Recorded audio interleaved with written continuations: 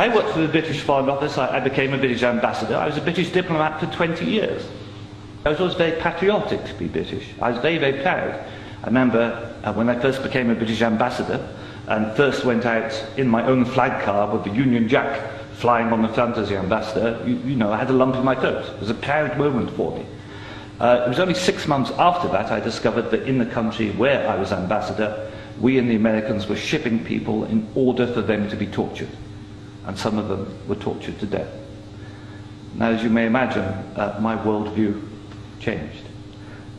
It was at the same time, about a month later, we invaded Iraq against the will of the Security Council. Not just without permission of the Security Council, but in the full knowledge that if it had gone to the Security Council, we would have been voted down. And I, as a British diplomat, saw all the internal memos that went through that decision. I know for certain, I used to be head of the FCO unit that monitored Iraqi weapons of mass destruction. I know for certain, I can tell you, that they knew there weren't any. It wasn't a mistake, it was a lie. I think it is impossible to be proud of the United Kingdom. I think when we invaded Iraq, we did to the United Nations what Hitler and Mussolini did to the League of Nations.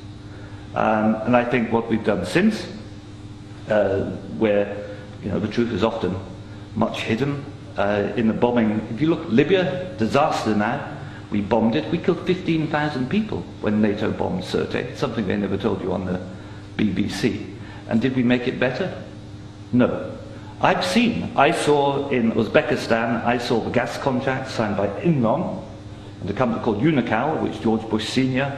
was on the board, to dig out gas pipelines from Uzbekistan and Kazakhstan over Afghanistan down to the Indian Ocean. That was actually what the Afghan war was about.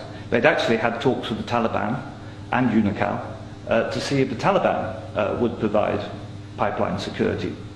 The person who held those talks was the consultant for Unocal, who's a certain Mr. Karzai, who, after being employed by George Bush Sr. as a consultant, went on to become president of Afghanistan. That was their plan B. The Taliban wouldn't do it, so they invaded. It's usually, I've seen it on the inside, it's almost always about control of resources. It is every bit as corrupt as our first speaker. I'm sorry, I'm also terrible with names, indicated. You are absolutely right, Andrew. And I can tell you it's not an academic construct. The system stinks.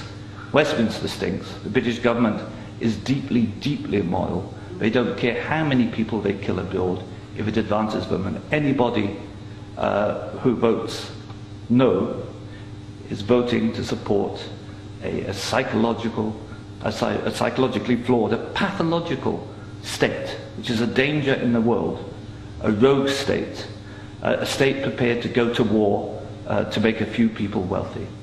That's why I say it's not possible to be a decent person and vote no, and we shouldn't be ashamed to say that.